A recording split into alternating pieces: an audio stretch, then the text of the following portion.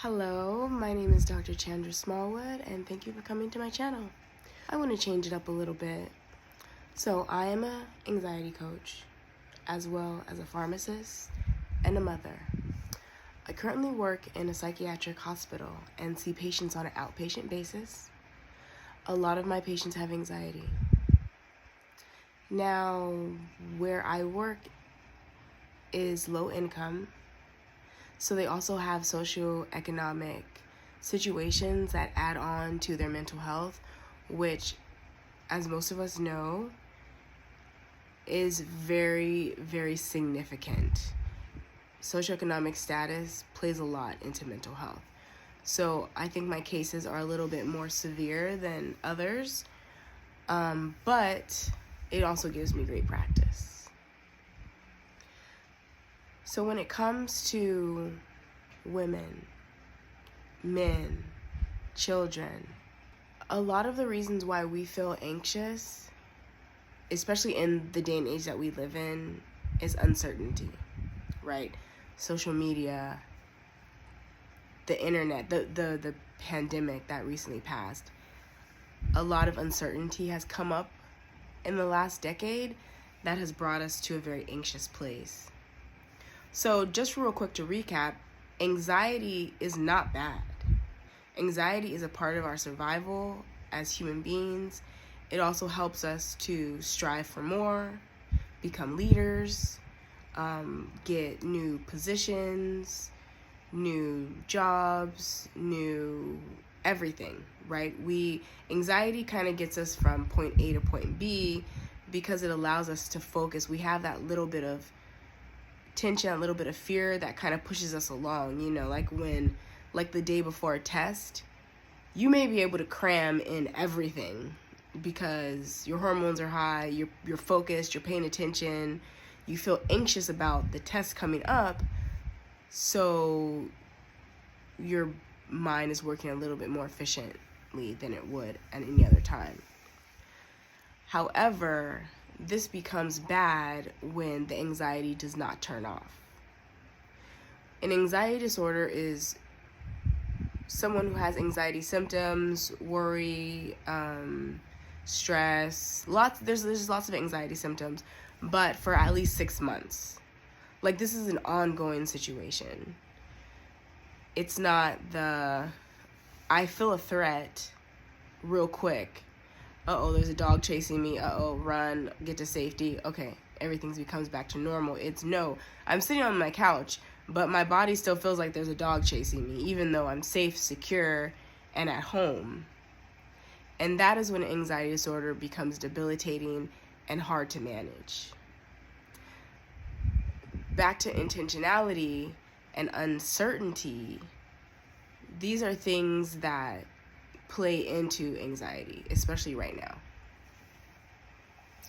So I'm going to mostly address women here because I'm a woman and I understand women better than I understand men. But really, it can always apply to anyone.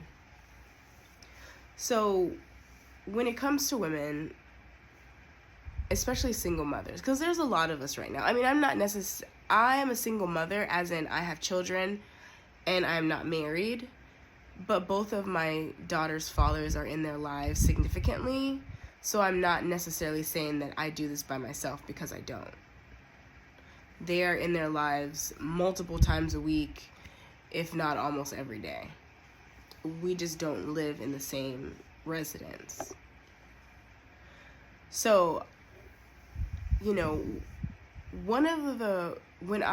I had anxiety for over 20 years, and it's been all sorts of levels, all over the place, right? Some of the times when I feel like it's been at its worst is because I was in an unintentional relationship with a man. So I'm a relationship person. I've had long relationships my whole life, yet I am not married at this point. It is like that because of unintentionality. I would date men or have long relationships and not really have intentions that were aligning with like what I saw in my future, or I didn't really think about the future or marriage or what it's all gonna look like. Instead, I went on, this is how I feel right now, and I'm going to go with it. So when you come into anxiety treatment, we want you to focus on the present, right? Focus on how you feel at the moment.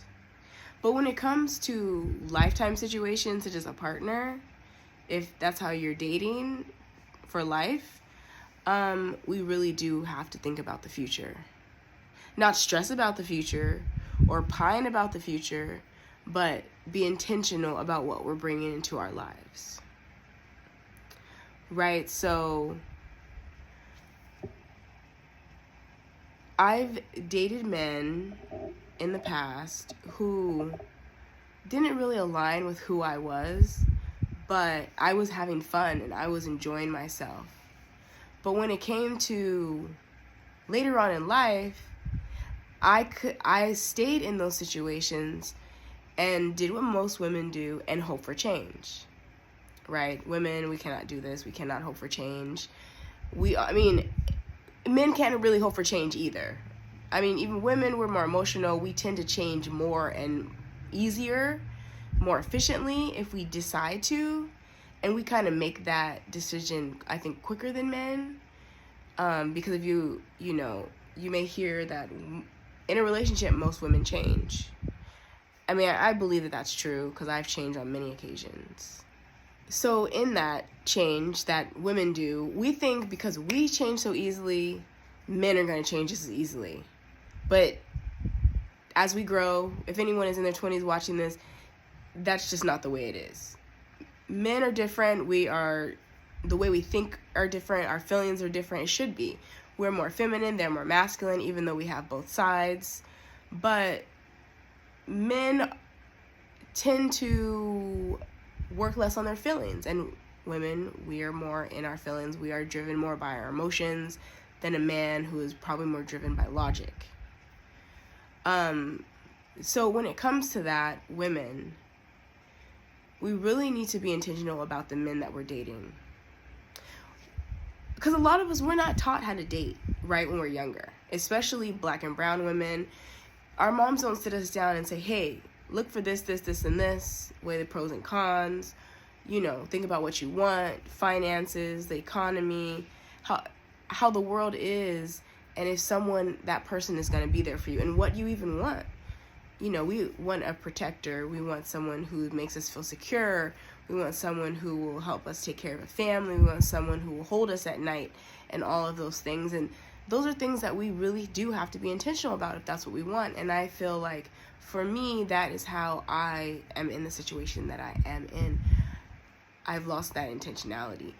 This plays into anxiety because there are times when I've been with someone and I've had crazy anxiety and not realized it because I was having fun, but my mind knew, my body knew that this was just fun, but it was still a threat. It was a threat to my future. It was a threat to my life because this was not a man that was gonna, help me take care of life later on. And so anxiety set in because, even subconsciously, my body knew, hey, my mind knew, hey, this ain't it. And yet I ignored it and allowed my anxiety disorder to grow based on that relationship. And I feel like a lot of us do that. If someone's not for you, they're just not for you. But as women, we tend to want to make them for us, and we really have to stop doing that. This also goes with family members. I'm sorry, I love family and everything like that, but we are born into a family. We do not choose to be in a family. We choose our friends. We don't choose our family. A lot of times there might be people in our family who make us feel uncomfortable or have done things to us that have hurt us, yet we still are around them because we feel like we're obligated to be in their lives because we're blood related. Now, working at a psychiatric hospital, I've seen a lot of patients who have been in who have been raped, who've been molested, who have been in all sorts of different relationships that have happened with family members. And even though they've been traumatized, devastated, have PTSD because of these family members, they may still talk to them and keep them in their lives because they were taught that, family above everything else. Which I think family should be above everything else, but not when they're hurting you.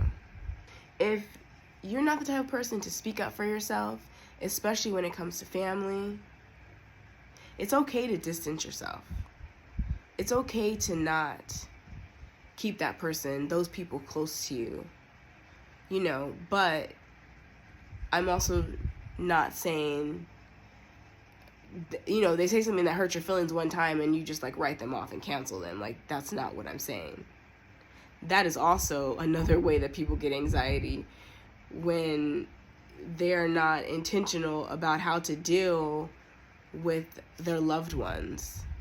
It's hard when you decide to distance yourself from someone, yet you've never had a conversation with them, yet they don't know why they're calling you, or you're thinking about them as time passes by, and that is also a way of getting anxiety. So back to single moms, when you have your children, say every day, there may be things you want to accomplish. And I'm going to talk about our children being a relationship that causes us anxiety. But this is not a relationship that you can give up, which we all know. So please, don't try to throw your child away in the trash. It's not going to work. It's not going to be a thing. But kids are a lot, right? They're very demanding. They're always with us. They need a lot. We're constantly moving. We're constantly working.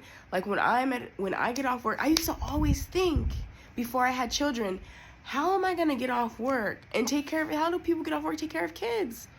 Because you're tired. And now that I do it because I have to do it. And you do get that energy. But also, you have your mindset because you're in, you know what's coming up. It's not something that is usually... Coming home and taking care of your kids is not unpredictable most of the time. They need dinner. They need to eat, obviously. A 2-year-old, a 3-year-old is not going to go and make their own dinner. It's just not going to happen. I mean, usually, most cases, it's not going to happen. So, I got to come home. I got to do this stuff. You more likely do not have anxiety from it. But the thing that is causing anxiety about kids is sometimes things aren't predictable. Right? My daughter just had COVID, and she gave me COVID, and she gave her dad COVID, and she gave her grandfather COVID. That was not predictable. That caused me a good amount of stress, right? But then that also goes back to my mindset. Hey, it's okay. I'm sick, we're sick, but we're healthy enough to continue living. And sometimes we need to, this sounds weird, but forgive that child for something that they did.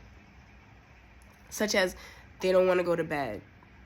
They make us sick. They make a mess. They spill stuff. We need to be able to forgive them and move on. Because first, they're kids. They don't know any better. They don't know how to manage their emotions. We are the adults. We need to teach them.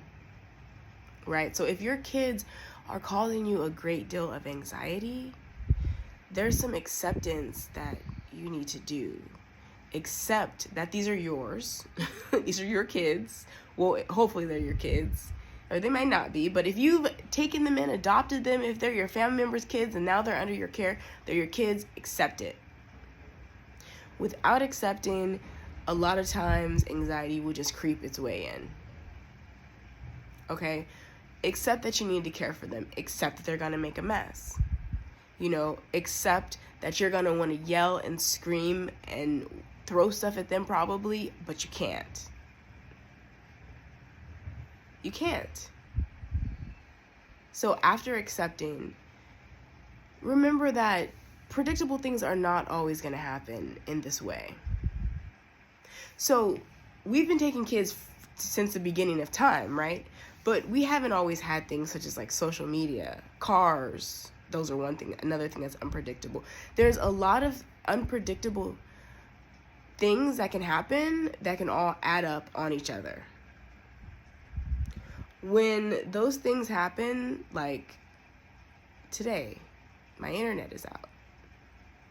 Also, my internet is out at my job, so I'm at home to work from home, but now the internet is out at my house, which, what kind of crazy coincidence is that? So now I need a new router, because the router went out. The AT&T router is bad. It's not lighting up. I don't know what the heck happened. And it's unpredictable. But, you know, I could either be really upset at it, or I can move on. And women, we are strong, beautiful, emotional beings that have been gifted by God to take care of humans, of the world, of the future. Your kids are the future. That is how we are gifted to live. So when it comes to being stressed and worried, that stuff is going to happen, yes. And we can let it happen at times. But if we are accepting of what already is, then things don't pile up as much. Such as if you accept the fact that your kids, my daughter spilled water on the floor, on the table, she was playing with it. It was sparkling water. And thank goodness it was water. It could have been something else, but it was water. I've accepted that, hey, this is a part of life. This is a part of my life now. And even though it's very difficult, because last night I was sitting on the chair back there, rocking my daughter to sleep while the other one was on her iPad, and I was a little bit losing it in my mind. And then I had to think to myself, there's a couple things you can do. You can either go crazy, you can yell, you can let it just build up inside of you and just deal with it. You can ask someone to come help you. You can accept it and smile about it, laugh about it, and just, relax. And that's what I decided to do. Sometimes we need to remember the strength that we have and use that to relax and turn that uncertainty into a certainty, because we know we can handle it. Sometimes I don't know I can handle it. Sometimes we don't know if we can handle it, but we can, and we need to remind ourselves of that when we lose it.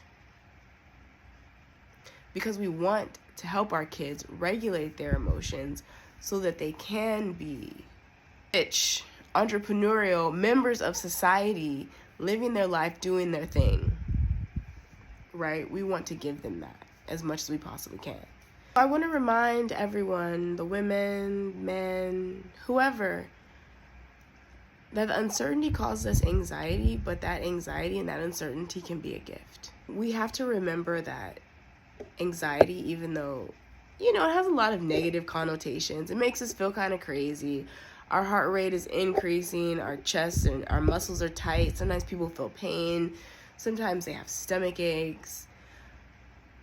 Sometimes they don't do anything. They're just stuck staring at a wall, or they have no energy, or they're not sleeping, or they lose their appetite.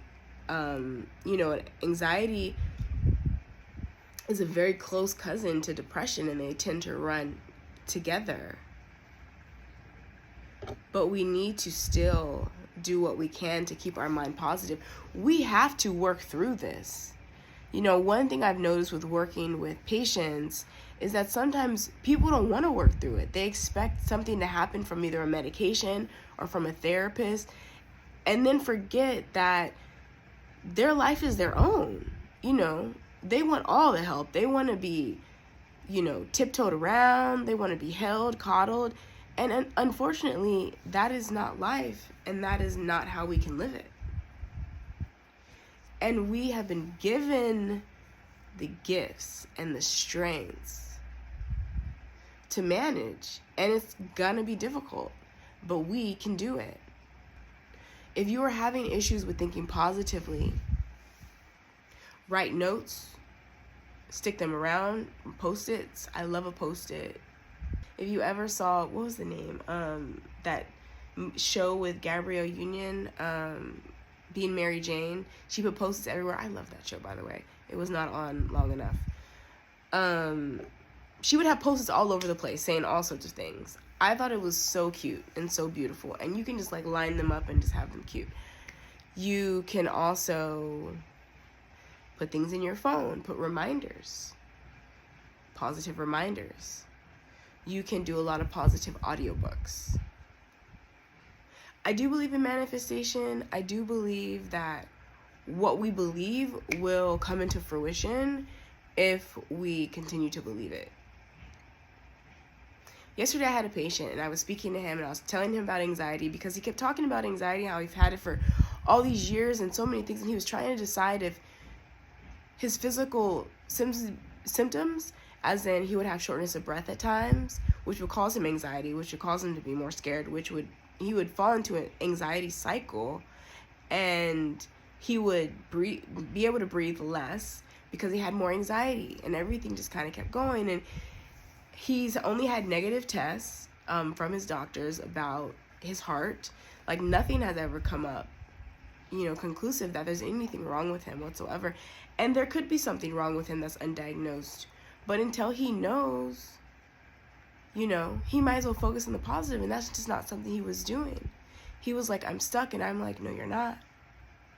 You're having a hard time. But it's temporary. It's gonna pass. And we have to believe that it's going to pass, because everything in life really is temporary. This life is temporary. So why would something that we deal with that's negative last forever? And that's one thing, like, we don't think about that. Like, we're always, like, something good happens and we'll have anxiety because we know that the good is gonna go away. We know it. We are certain that that good time is gonna decrease. But then when a bad time comes, we're not certain that that's gonna go away and become good again. We're just like, oh my God, this is the worst thing ever. It's gonna always be like that. I've always had this problem. Always, always, always, always, always, forever, forever, forever. We tend to be like that when things are negative. Let's flip that script. Another thing is that when we are anxious, we tend to sit in this stress and worry and just like worry, and our body is like that just all day. So if you're doing something all day, if you're practicing it all day, what's going to be the result of your practice? You get better at what you practice, right? So we continue to practice negativity. We continue to practice sitting around being stressed, and we don't practice relaxation. We don't practice yoga. We don't practice meditation. We don't practice deep breathing. We don't practice anything that stimulates our vagus nerve in order to relax us. Then what is going to be the outcome? Just more negativity, right? More of what we practiced. So I want to remind you to practice positivity and manifest the life that you want.